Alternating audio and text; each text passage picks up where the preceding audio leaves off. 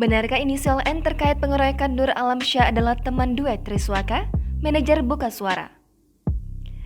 Kasus pengeroyokan yang menyeret Putra Siregar dari Rico Valentino masih terus bergulir.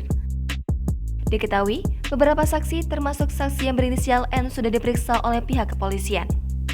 Dikutip dari YouTube Cumi-Cumi, pada Kamis 28 April 2022, Kapolres Metro Jakarta Selatan Komisaris Besar Polisi Budi Herdi Susianto memberikan keterangan.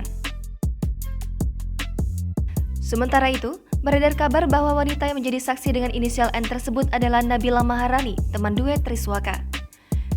Manajer artis, Mak Vera yang menaungi Nabila Maharani di manajemen Labrak Squad pun buka suara. Dikutip dari Warta Kota, Mak Vera menegaskan bahwa artisnya tersebut tak ada kaitannya dengan kasus pengeroyokan yang menimpa Putra Siregar.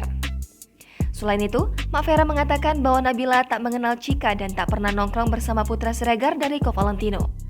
Bahkan, saat ini Nabila sedang tak berada di Jakarta.